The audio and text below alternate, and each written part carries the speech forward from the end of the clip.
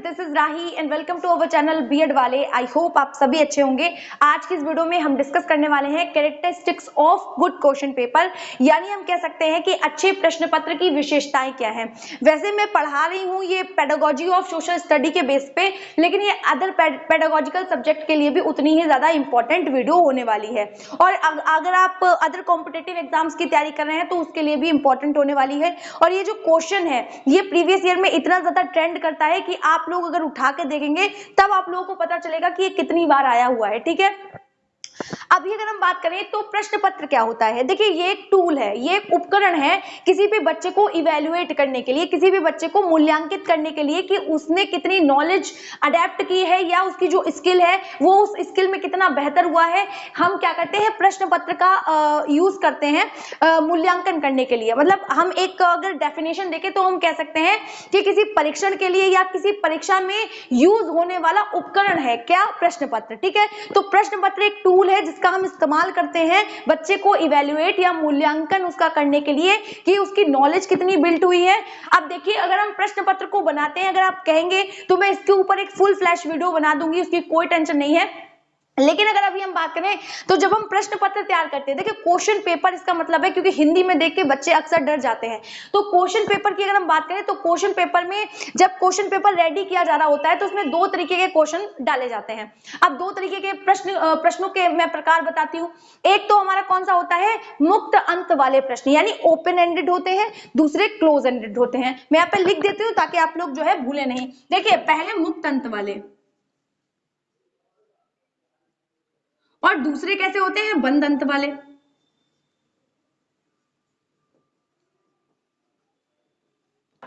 तो जो मुक्त अंत वाले प्रश्न होते हैं वो कैसे होते हैं, मुक्त का मतलब है मुक्त होना, फ्री होना किसी चीज से। तो मुक्त अंत में क्या होगा, बच्चे अपनी बात को लिखने के लिए या हम कह सकते हैं एक्सप्लेनेशन देने के लिए मुक्त होंगे, फ्री होंगे। जिसमें हम देखते हैं कि लघु क्वेश्चन आते हैं, दीर्घ आते हैं, निबंधात्मक आते हैं।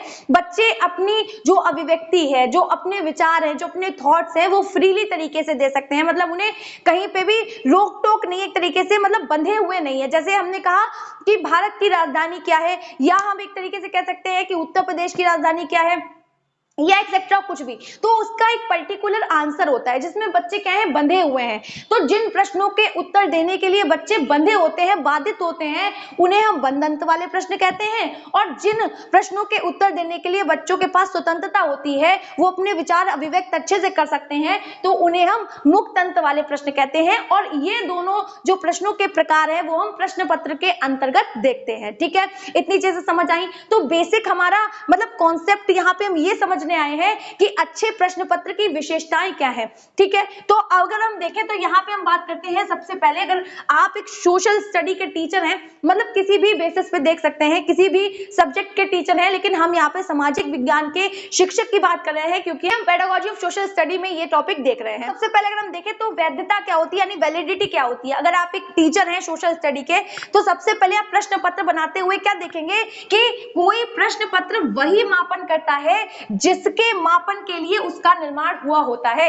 यानी अगर आप सोशल स्टडी के टीचर हैं तो आप जो प्रश्न पत्र बना के तैयार कर रहे हैं उसके बेसिस पे आप सिर्फ बच्चों की सोशल स्टडी की ही जो नॉलेज है उसको आप चेक करेंगे। ऐसा नहीं है कि आप उसमें क्या डाल दे रहे हैं, हिंदी के प्रश्न डाल दे रहे हैं, आप मैथ्स के प्रश्न डाल दे रहे हैं, या आपने जितने पाठ लेने के लिए कहा है उससे अलग कुछ दे रहे हैं। ठीक है ना, तो यहाँ पे क्या बात हो रही है कि आउट ऑफ सिलेबस अगर कोई चीज आप दे रहे हैं तो वो क्या है, वैलिड नहीं माना जाएगा। यानी कोई भी प्रश्न पत्र आप इस तरीके से तैयार कर रहे हैं बच्चों को इवेल्युएट करने के लिए, जो सोशल स्टडी को जज कर सकें आप कि आपने जो पढ़ाया है वो बच्चे कितना सीख गए हैं, तब तो वो वैलिड है। लेकिन अगर आपने आउट ऑफ सिलेबस कोई चीज दे दी है उस प्रश्न पत्र में, तब वो वैलिड हम नहीं कहेंगे, यानी वैध नहीं कहेंगे उस प्रश्न पत्र को।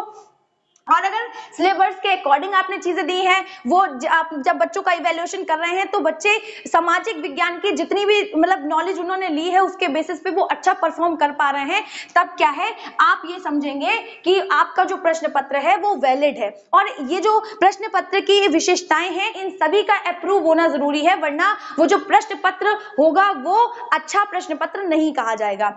इतनी चीजें आपको समझ आई होंगी भी तरीके के। अगर हम बात करें विश्वसनीयता यानी रिलायबिलिटी रिलायबिलिटी होनी चाहिए किसमें, क्वेश्चन पेपर में।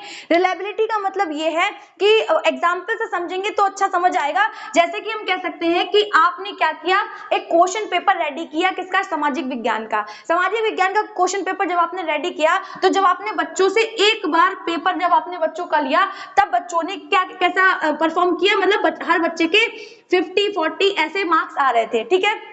लेकिन जब आपने दोबारा से हम कह सकते हैं 2 दिन बाद वही पेपर लिया, तब वो बच्चे क्या करें, मतलब उतना ही टाइम दिया और वही पेपर जब आपने दोबारा से उन्हीं बच्चों का लिया तो क्या हो रहा है, वो अच्छा परफॉर्म नहीं कर पा रहे हैं या बहुत ज्यादा अच्छा परफॉर्म कर रहे हैं, जैसे उनके 90 मार्क्स आ रहे हैं। मतलब एक बार आपने बच्चों का प्रश्न पत्र लिया तब उन बच्चों के 50 या 40 मार्क्स आ रहे थे, लेकिन वही पेपर और उतने ही समय में उन्हीं बच्चों का जब आपने लिया तो उन बच्चों के 90 मार्क्स आ रहे हैं। तो यहाँ पे अगर हम बात करें कि अगर ऐसा डिफरेंस देखने के लिए मिलता है तो वो प्रश्न पत्र क्या है, रिलायबल नहीं है, यानी विश्वसनीय नहीं है।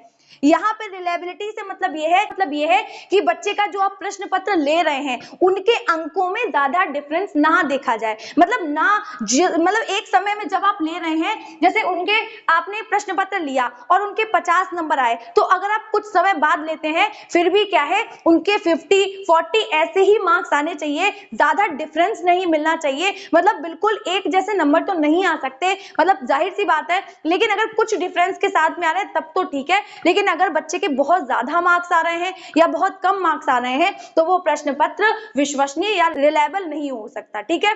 वस्तुनिष्ठता की अगर हम बात करें तो ऑब्जेक्टिविटी की अगर हम बात करें तो यहाँ पे क्या होता है, व्यक्तिगत प्रभाव नहीं पड़ता है। मतलब हम कह सकते हैं कि यहाँ पे जैसे 2 टीचर्स हैं, ठीक है, एक ही प्रश्न पत्र, जैसे सामाजिक विज्ञान का प्रश्न पत्र आपने बनाया तो उसकी जो कॉपियां चेक करने के लिए आप लेके आए, जो मूल्यांकन करने के लिए आप लेके आए, तो आपने कुछ कॉपियां अपने साथी सहपाठी को दे दी और कुछ कॉपियां खुद से चेक करने लगे।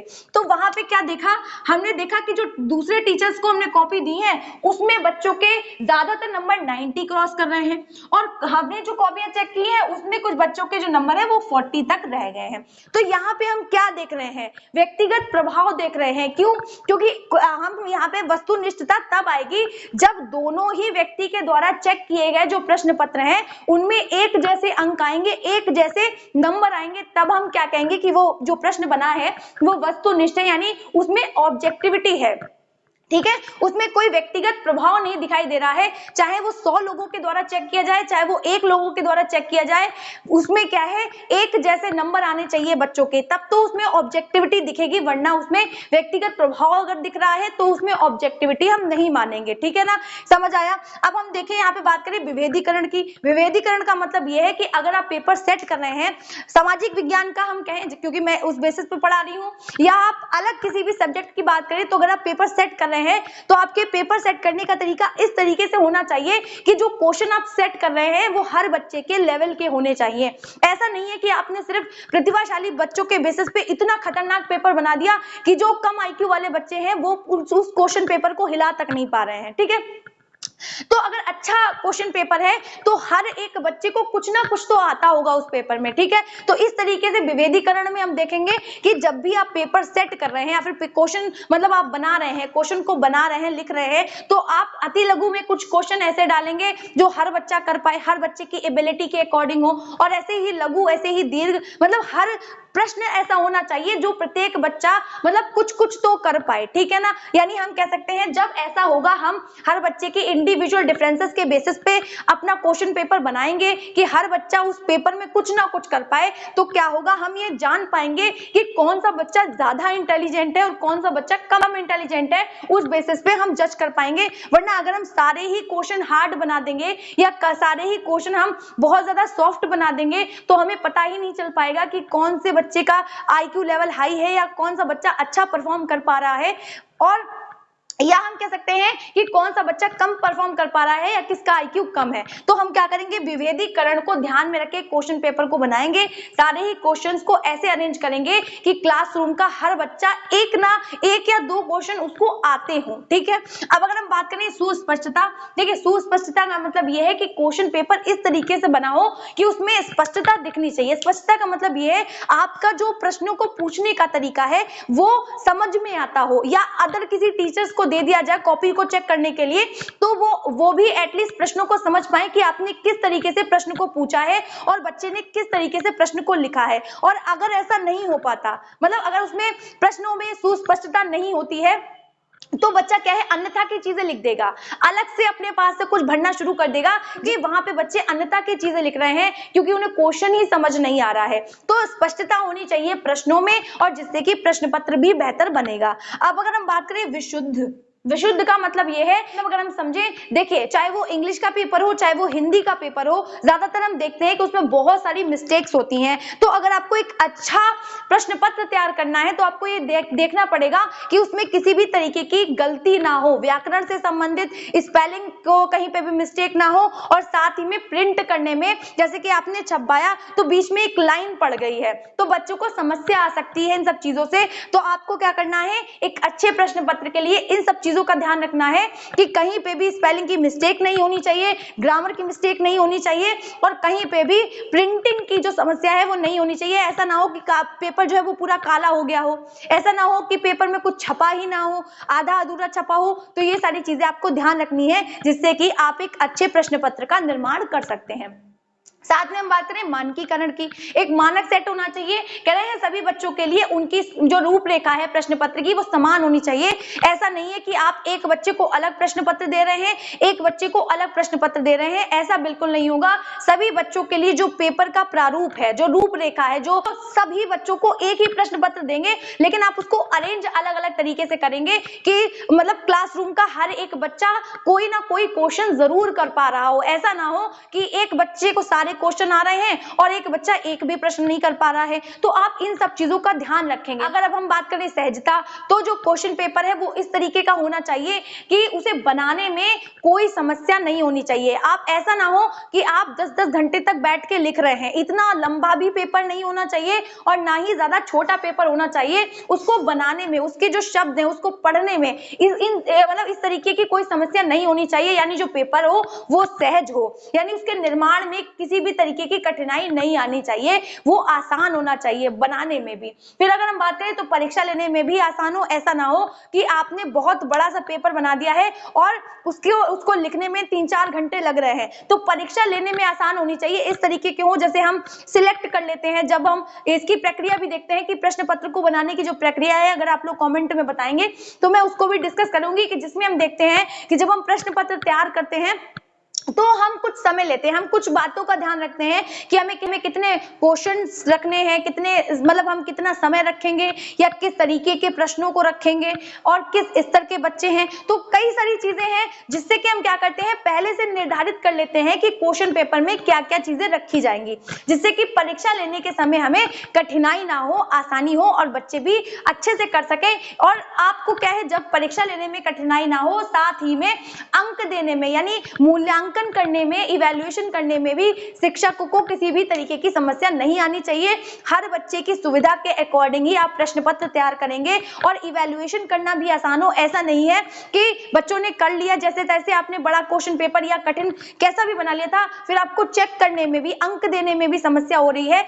इसके लिए हम क्या करते हैं, आपने देखा होगा क्वेश्चन पेपर जो साइड होती हैं, हम क्वेश्चंस के साथ में नंबर भी देते जाते हैं कि ये 2 नंबर का है, ये 4 नंबर का है, ये 8 नंबर का है, जिससे कि लास्ट में क्या है, हमें नंबरिंग करने में भी समस्या नहीं होती है। तो कुल मिला के हमें क्या करना है, एक सरल और अच्छा सा पेपर तैयार करना है जो कि बच्चों की इंडिविजुअल डिफरेंसेस को ध्यान में रखकर बनाया गया हो। और ये छोटा सा टॉपिक था और ये इंपॉर्टेंट टॉपिक था, आई होप आप लोगों को समझ आया होगा। देखिए इसके अलावा भी कई सारी कैरेक्टरिस्टिक्स हो सकती हैं, इंपॉर्टेंट थी वो मैंने यहाँ पे डिस्कस कर ली है। तो अगर आप लोगों को वीडियोस अच्छी लगा करें तो वीडियो को लाइक करना और चैनल को सब्सक्राइब करना बिल्कुल भी मत भूला करिए। मिलते हैं इसी तरीके की मोर वीडियोस के लिए, तब तक के लिए जय हिंद।